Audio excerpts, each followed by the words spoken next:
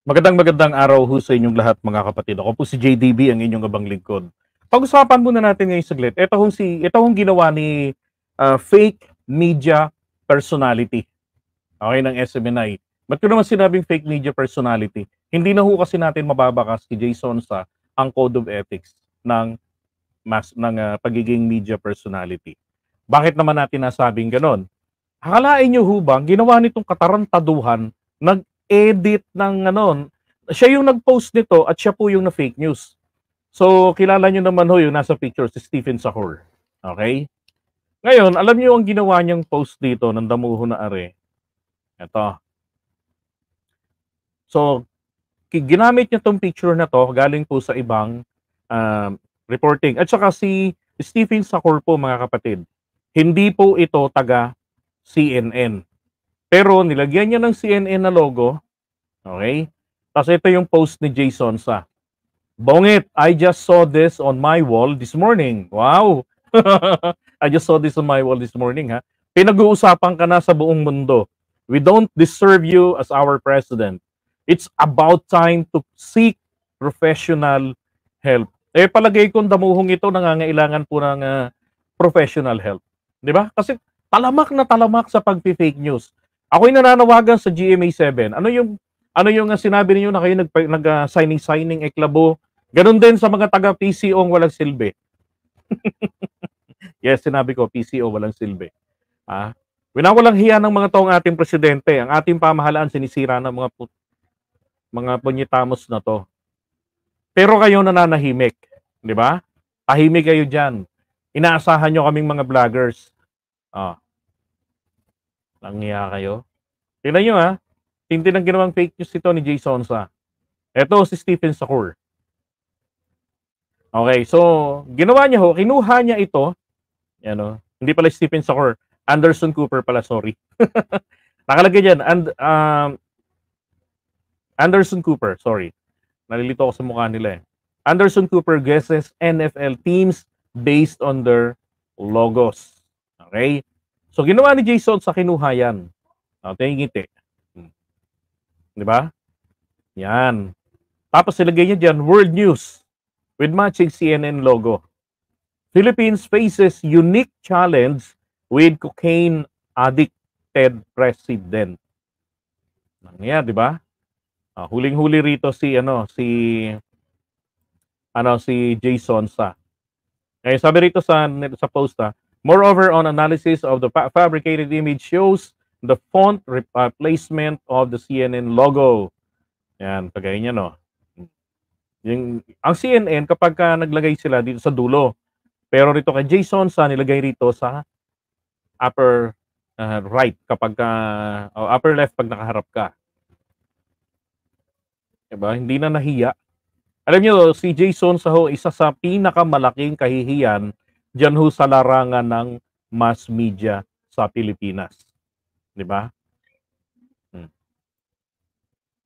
Yan, si Anderson. Okay. So, ang ginawa ko ho kanina when I saw this, dahil nga nakapadala ako ng kopya ng ating resource person, si La Itera. So, ginugol ko ho. Ilagay ko, Philippines faces unique challenge with cocaine, blah, blah, blah. At ito yung mga naglabasan. Walang nga ka, Jason Sa. Wala kaming kaalam-alam. Halos 1 linggo mo na pala itong ginawang kabulastugan na to. Yan, 26. Nung siya ho ay na-fact check. Ayan. Fact check, CNN report Anderson Cooper about cocaine-addicted Philippine president is fake. Diba? Ngayon, ang tanong ko nga po rito mga kapatid, dapat bang palagpasin pa ito ng ating presidente? Kung hindi man po ng ating presidente, dapat ho bang palampasin pa ito ng ating NBI? Diba? Sobra-sobra na yung ginagawa nilang matinding paninira sa ating presidente. At ngayon naman ho, inilagay naman po nito ni Jason Sa pedestal ng malaking kahihiyan na tawag dito sa ginawa niyang pag-edit na ito, tapos ang presidente raw ay pinag-uusapan na sa international community, which is hindi naman po totoo. Di ba?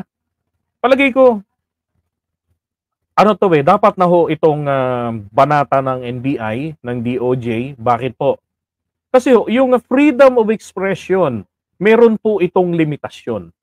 Ang freedom of expression, dapat po ay wala kang sinasagasaan. Wala kang niyuyurakan o inaapakan para lamang maihatid mo ang mensahe na yung gusto. Ang gusto niya sabihin dito, kailangan na rin ni PBBM seek professional help katulad ng mga eksperto, mga doktor. Pinalilitaw niyang may amats yung ating presidente.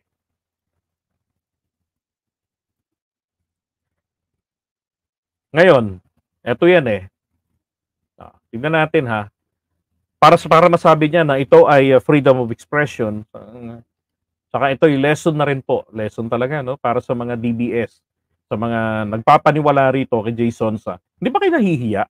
Pinapatulan ninyo mga katuruan ng inyong pastor Jay Sonsa sa pag-fake news kapalit ng 1 milyon buwan-buwan. Paano yan? Naka-freeze na yung accounts ng nito ni Kibuloy, ng KOJC, ng SMNI. Saan nakukuha kayo ng pambayad? Kaya ba sinusulit na? Ayan sinasabi rito, public and malicious imputation of a crime. Yun pong pagdodroga, pagko-cocaine, ito po ay illegal. Krimen po ito, base sa umiiral na batas ng Pilipinas. Or a vice or defect, or real or imaginary, or any act, omission, condition, status, or circumstance. Ibig sabihin, may mga ganong klase ng pagbibintang na binabanggit. Well, check na po agad rito. Pasok na rito si Jay Sonsa. Tending to cause the dishonor, discredit, or contempt of person, or to blacken the memory of one who is dead. Okay, so dito po to cause the dishonor, and then also to discredit ng ating presidente at syempre ng ating republika. Imagine ang balang kwentong pinalalabas niya, meron tayong presidente na protector ng illegal drugs kasi siya mismo bumabatak, di ba? Ito pa, committed through a computer system sa pamamagitan po ng teknolohiya. So, palagay ko naman ako'y naniniwala dapat na pong umaksyon dito. No one is above the law. Ano ba naman ang ating NBI, Mr. President? 'Di ba? Siguro paminsan-minsan dapat pakinggan niyo rin naman po ang mga Pilipinong sumusuporta sa iyo. Kung sa inyo kulang, okay lang na hindi niyo ito pinapatulan, sa amin po, kami po ang nahihiya para sa ating bansa. Na dapat po ma-uphold natin ang ating mga batas na hindi porke fake media, hindi porke iyakin katulad ni Jay Sonsa na na namamasukan sa kulungan ng 'di ba? So mga kaso niyang kaya siya nakulong, pababayaan na natin ito. The freedom of expression, the most abused freedom na kung tutuusin, hindi po ito governed ng freedom of expression na ginagaranti po ng ating constitution. It is that right is not absolute. Sabi dito, penalty if committed through a computer system, punished with the prison correctional to prison mayor, or fine ranging from 6,000 up to maximum amount determined by the court. Mamaya, papakita ko sa updated amount yan. Then who is liable applies only to the original author of the post or online libel and not to others who simply receive the post and react to it. So pag nag-react ko po, tumawa ka, nag-like ka, nagpuso ka, hindi ka raw damay. Pero, eto yan.